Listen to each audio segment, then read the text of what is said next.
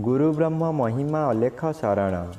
नमस्कार दर्शक वृंद, आपण मानंकु आजिर राशिफल कार्यक्रम मु एस कुमार स्वागत जनाऊँगी। प्रतिदिन निजर राशिफल जानिबा पाई गुरुकृपा यूट्यूब चैनल को सब्सक्राइब करंतु और पाखरे थिबा बेल आइकन को प्रेस करी ऑल नोटिफिकेशन ऑन करी दियंतु, जहा फलरे आमे जेतेबेले वीडियो अपलोड करिवो प्रथमे आपण वीडियो देखि पारिबे। आमर एही वीडियो रे आपण संपूर्ण पंचांग सहित मेष ठारू मीन पर्यंत 12 गोटी राशिर राशिफल विषय रे जानि पारिबे। वीडियो को दयाकरी शेष पर्यंत देखंतु। वीडियोटी भल लागिथिले वीडियो को लाइक करंतु एवं आपणक प्रियजन पाखु शेयर करी जणांतु। एबे आसंतु जानिबा आज दिनर संपूर्ण पंचांग विषय। आज 2024 मसीहा जून मास 3 तारिख सोमवार, दिल्ली शराब्द सन 1431 साल, स्वाधीन भारताब्द 77 वर्ष, महिमाद 197 वर्ष। उत्कल गजपति श्री श्री गजपति दिव्यसिंहदेव महाराजांकर 67 अंक। सौरस्व ज्येष्ठ मास 21 दिन, चांद्रमते ज्येष्ठ कृष्ण पक्ष द्वादशी तिथि, रात्रि 10 घंटा 40 मिनिट पर्यंत। आजिर सूर्योदय विरजा क्षेत्र को 5 घंटा 8 मिनिट, वृष लग्न 3 दंड 2 लिता गते उदय। आजिर सूर्यास्त विरजा क्षेत्र को 6 घंटा 17 मिनिट, बिछा लग्न 3 दंड 33 लिता गते अस्त। आज मेष चंद्र 60 दंड, अश्विनी नक्षत्र रात्रि 12 घंटा 1 मिनिट पर्यंत। आज जन्मित शिशुर मेष राशि, क्षत्रिय वर्ण देवगण, रात्रि 12 घंटा 1 मिनिट गते नरगण। आज मृत व्यक्तिर रात्रि 10 घंटा 40 मिनिट मध्ये एक पाद पुष्कर दोष, निषिद्ध खाद्य। आज पोई भोजन निषेध अटे।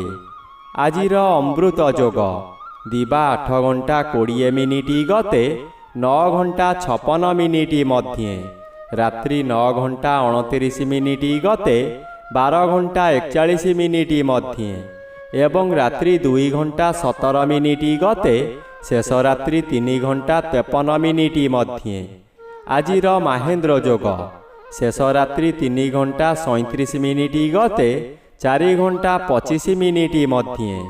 आजिर काल बेला दिवा 6 घंटा 36 मिनिट गते 8 घंटा 14 मिनिट मध्ये।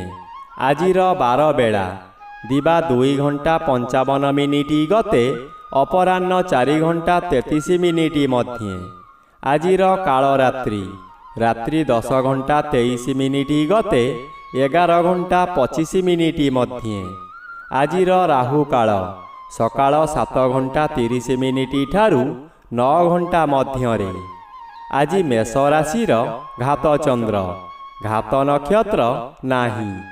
रात्रि 10 घंटा 40 मिनिट मध्ये तुला राशि और मकर राशिर घात तिथि, मिथुन राशिर घात 12। बंधुगण, एबे आसंतु जानिबा मेष ठारू मीन पर्यंत द्वादश राशिर राशिफल विषय रे। राशिचक्रर प्रथम राशि मेष राशि। आज मेष राशि जन्मित व्यक्ति मानक सकाशे द्वितीय रवि मासर शेषार्धरे शुभ फल प्रदान करती, किंतु अन्य ग्रह द्वारा बाधा पाउथिबारु अशुभ फल मिलिब। घात चंद्र अति अशुभ। एही समय रे शरीर असुस्थ रहिब। हठात काहा सहित कथा कटाकटी होई गंडगोलर रूप नेई पारे। एही समय रे जानवाहन दुर्घटना मध्य होई पारे। परिवार मध्यरे प्रायतः समस्ते शत्रु पालटी जिबे। मथा विचलित हेब। ज्वर मध्य होई पारे। राशिचक्रर द्वितीय राशि वृष राशि। आज वृष राशि जन्मित व्यक्ति मानक सकाशे द्वादश चंद्र आंशिक बाधा प्राप्त अछंती। कृष्ण पक्ष हेतु शुभ फल मिलिब। जन्म रवि बाधा प्राप्त अछंती। अशुभ परिवर्ते शुभ फल मिलिब। କୌଣସି ଦୂର ସ୍ଥାନକୁ ଯାତ୍ରା କରିବାର ଥିଲେ ନିର୍ଭୟରେ ଯାଆନ୍ତୁ, ଫଳପ୍ରଦ ନିଶ୍ଚୟ ହେବ। ଆଜିର ସମୟରେ ପଦଯାତ୍ରା ପ୍ରାୟତଃ ଆପଣଙ୍କ ପକ୍ଷେ ଶୁଭଙ୍କର ହେବ। ଶୁଭ ଅଶୁଭ ଖବରମାନ ପାଇ ଆପଣ ବ୍ୟତିବ୍ୟସ୍ତ ହୋଇପାରନ୍ତି, କିନ୍ତୁ ସଫଳତା ମିଳିବ। ରାଶିଚକ୍ରର ତୃତୀୟ ରାଶି ମିଥୁନ ରାଶି।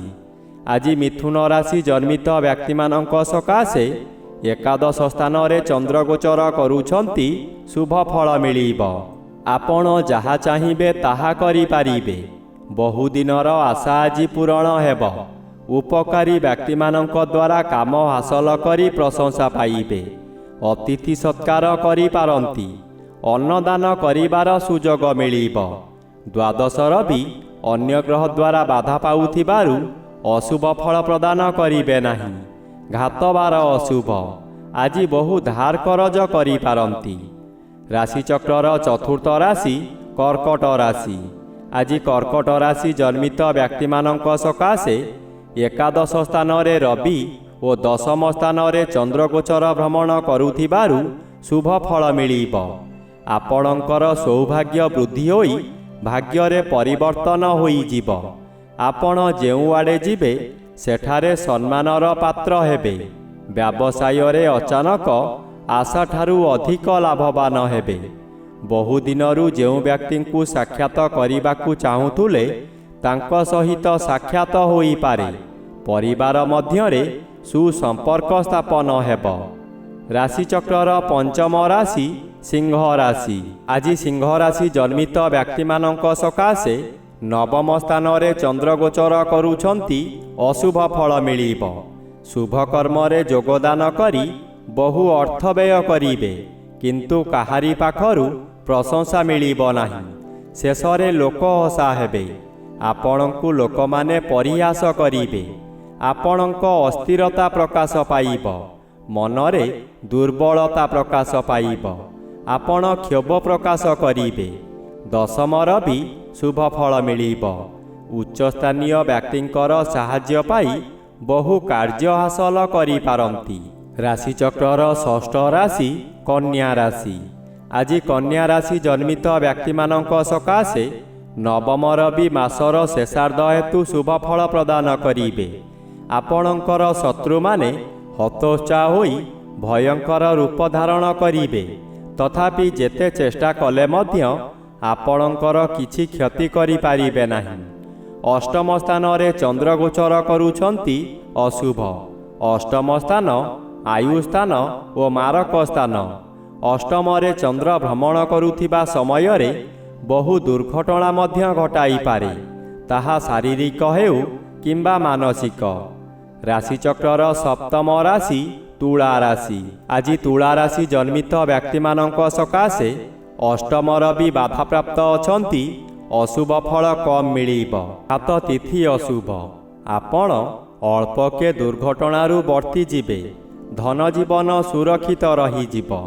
ଚନ୍ଦ୍ର ଆପଣଙ୍କର ସପ୍ତମ ସ୍ଥାନରେ ଗୋଚର କରୁଛନ୍ତି, ଶୁଭ ଫଳ ମିଳିବ।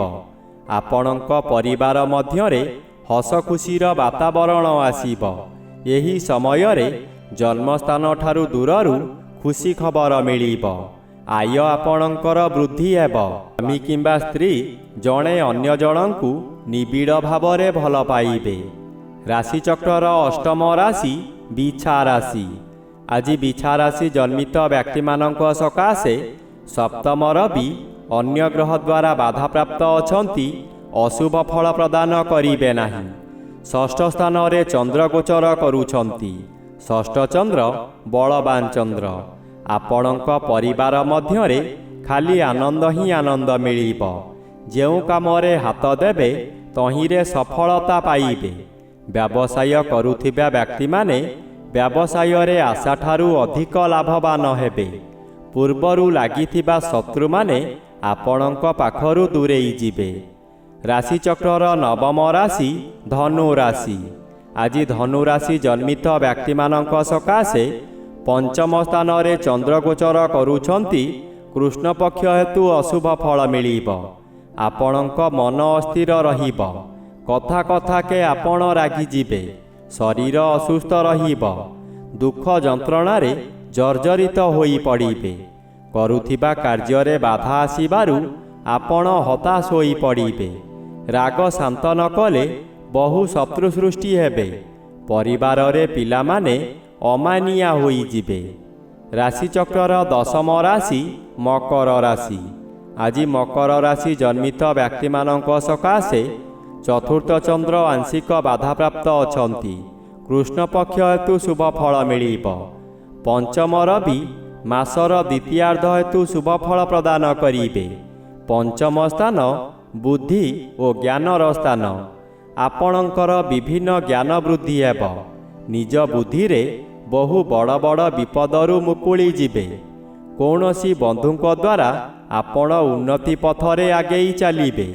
ହଠାତ୍ ଅର୍ଥ ବ୍ୟୟ ହେଲେ ମଧ୍ୟ କୌଣସିଠାରୁ ଅର୍ଥ ମିଳିଯିବ। ମାନସିକ ଅଶାନ୍ତି ପରିବର୍ତ୍ତେ ମାନସିକ ଶାନ୍ତି ମିଳିବ। ରାଶିଚକ୍ରର ଏକାଦଶ ରାଶି କୁମ୍ଭ ରାଶି। ଆଜି କୁମ୍ଭ ରାଶି ଜନ୍ମିତ ବ୍ୟକ୍ତିମାନଙ୍କ ସକାଶେ ଚତୁର୍ଥ ରବି ବାଧାପ୍ରାପ୍ତ ଅଛନ୍ତି। ଅଶୁଭ ଫଳ ପ୍ରଦାନ କରିବେ ନାହିଁ। ତୃତୀୟ ସ୍ଥାନରେ ଚନ୍ଦ୍ରଗୋଚର କରୁଛନ୍ତି। ଅତି ଶୁଭ ଫଳ ମିଳିବ। ତୃତୀୟ ଚନ୍ଦ୍ର ବଳବାନ ଚନ୍ଦ୍ର। ଏହି ଚନ୍ଦ୍ର ଚଳନ ସମୟରେ ଆପଣଙ୍କର ସ୍ୱାସ୍ଥ୍ୟରେ ଉନ୍ନତି ଘଟିବ।